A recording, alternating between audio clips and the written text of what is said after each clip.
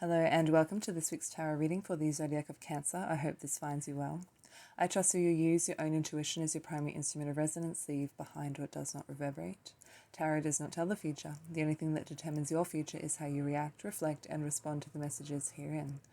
I recommend getting a piece of paper and pen and writing down any streams of consciousness that come to you as we go through your reading. And in the same line of thought, if you have a journal, I implore you to look back into March of this year at the spring equinox and just reflect on how far you've come in the last 6 months. What were you feeling, thinking, and planning back then? Because this reading is all about the full moon and autumn equinox that is occurring now, which is bringing an end to the cycle which started back in March with the new moon in Pisces and the spring equinox. So yeah, just take a moment to meditate on that and to write down any of your goals or aspirations or just fetter through those memories. The first card that I want to start with is from the Kuan Yin Oracle deck, and it is Spin the Silken Thread Divine. In creating precious silks, there is a sorting process of sifting out that which is broken to find that which is precious and pure.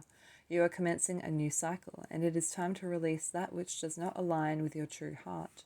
Choose to release all vows, agreements, and connections that no longer serve your highest good.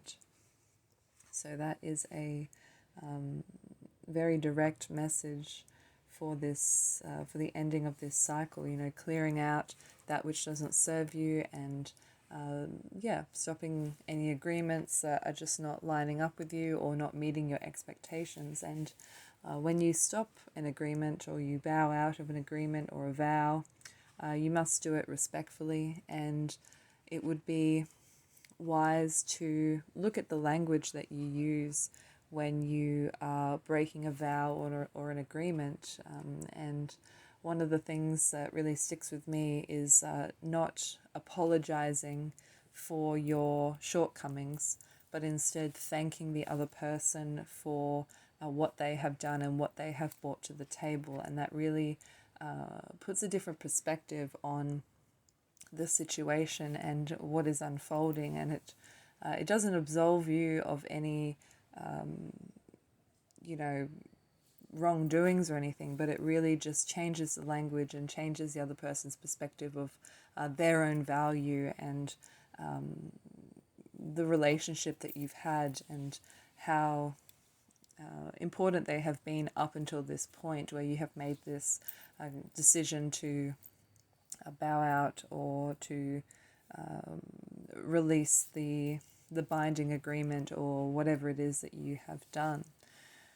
The second card I have is the Conflict card from the Supra Oracle deck, which deals with Jungian psychology. And conflict is, something that is very prominent in our lives. It's bound to happen, and it's almost unavoidable. And we all have differences of opinions and ideas and things that challenge each other, and that could come into the sifting and sorting, in that you realize that some things are just not lining up with your beliefs or with your values, and you're just taking that moment to really consider and contemplate what all these elements are. And we are able to control conflict by weighing these things up and sifting through them calmly instead of making these hasty decisions or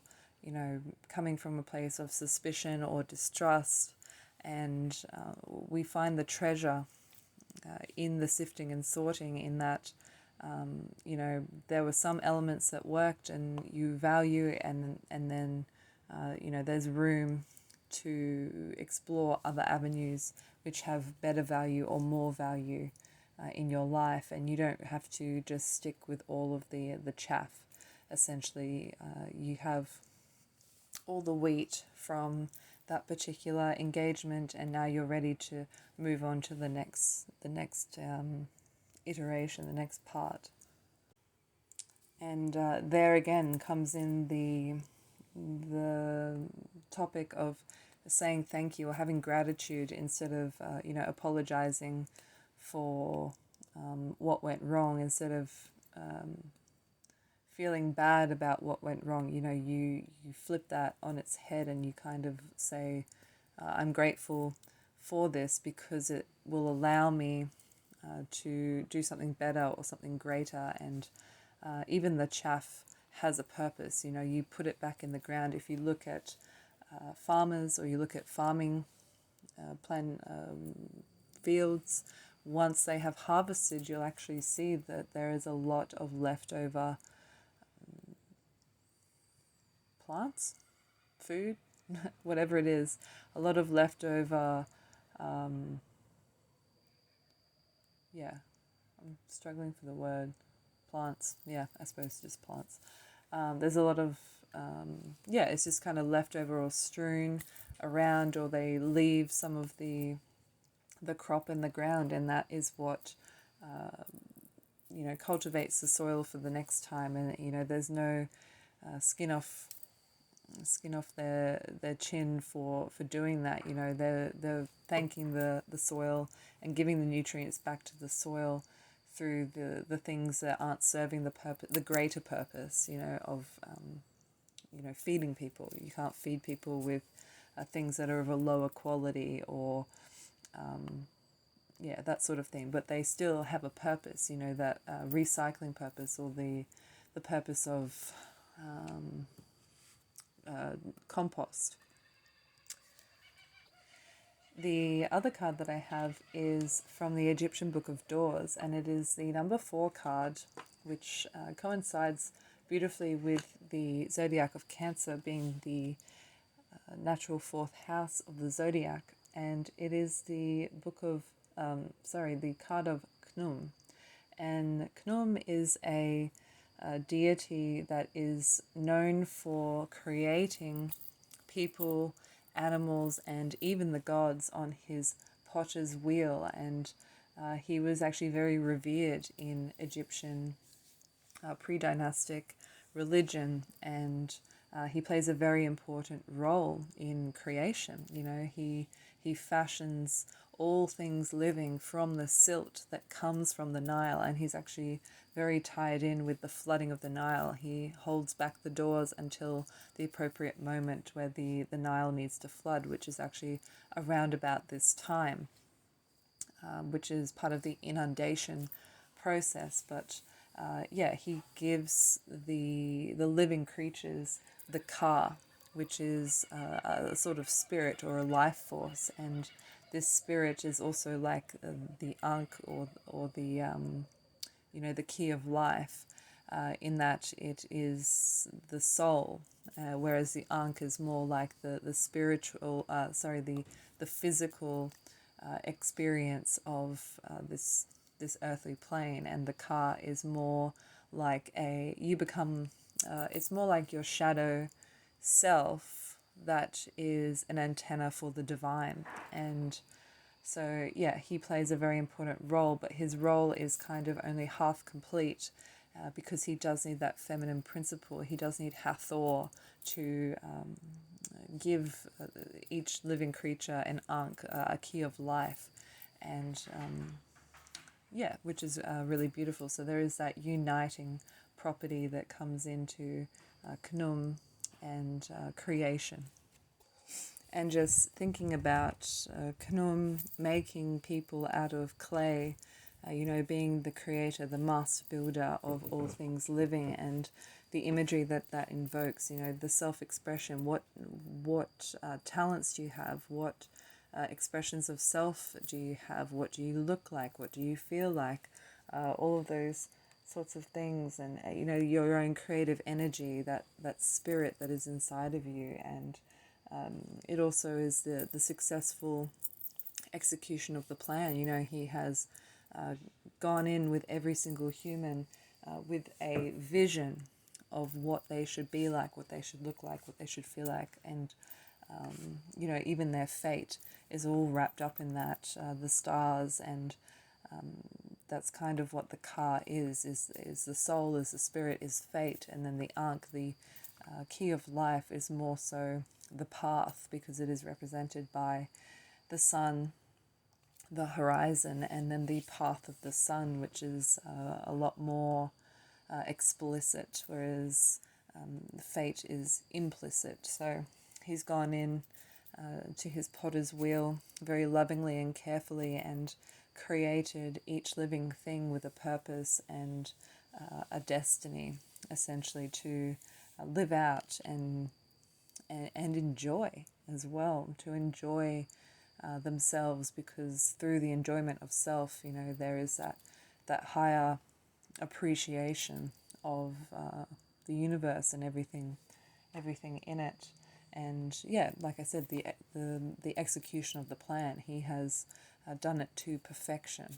He has executed the vision of every living thing to perfection, and it is our responsibility and also our joy to experience that and to live up to that. And yeah, just coming back into the conflict thing and the spinning of the silken thread, you have to sift out that which is impure to your experience so that you can really live up to your highest potential and serve the highest good. So that is a very beautiful message to start off with. And I have here the Ten of Cups, the Ten of Swords, the Two of Cups reverse. I have the Ace of Pentacles here reversed twice, and the Fool card, as well as the Knight of Wands. And what this is saying to me is that yes, there is something that you need to let go of with those pentacles here. You need to let go of these insignificant things in your life. You need to let go of these things that are also almost myopic, creating this myopic vision of what you're capable of and what you are able to do. And this might be a painful experience because again, the Ten of Swords is here, but it allows for that rebirth. It allows for that leveling up, so to speak, of yourself. And the Fool is here with the Knight of Wands as well. So there is that tenacity, there is that creative drive, there is that longing for something more, or longing to understand more, and to see the unlimited possibilities of what this life could be, and anything that is holding you back from that, anything that is constricting you, anything that is broken, you just have to do away with. And the Ten of Cups is here as well, so the Lord of perfected success. There is success through spiritually attaining, because it is ruled by Pisces and Mars. So there is this spiritual attainment that is done through force almost, or done through that sacrifice in a sense. Mars is very militant, so it is structured, dedicated, but there is that sense of sacrifice as well with Pisces coming in, and also with Mars. Wars and stuff are essentially sacrifice for a greater good, and there you do need to sometimes sacrifice things to their appropriate place in order to achieve that spiritual ascension or leveling up, whatever it may be. And the Four of Swords here is just saying to me that, again, you just need to take time to figure these things out. Don't be too hasty. Like I said, with the conflict card, being hasty leaves room for error, whereas if you just let things calmly wash over you, or you calmly contemplate your next move, then things become more apparent. And slow and steady wins the race. And the same goes for Khnum. He wouldn't rush your potential. however long it takes him to make each living thing is how long it takes. He's not going to rush that, because otherwise it will be imperfect and, hasty and all of those sorts of things. If you ever rushed anything, it's really not your best job. And if that is his only job, I say this all the time in management, you're only here for this many hours, and you're here to do only this, so do it well, and if Knum's job is only to create every living thing, that he doesn't need to worry about anything else other than doing that, and it takes him as long as it takes him to do the job, because that's all he's there to do. I don't think I need to reiterate what that means, but a lot of people are very scattered in their thinking and distracted, and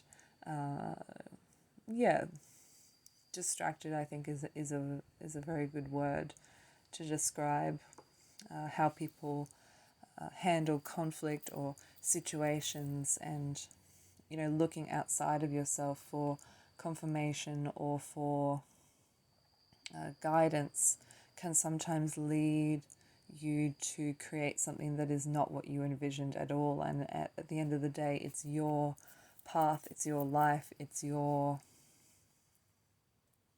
piece of artwork, and if you're not happy with it, or you're not 100% behind what the meaning of it is, or the message of it is, or the function of it is, and what was the fucking point essentially. So I hope that you enjoyed this reading. Thank you for listening. Bye.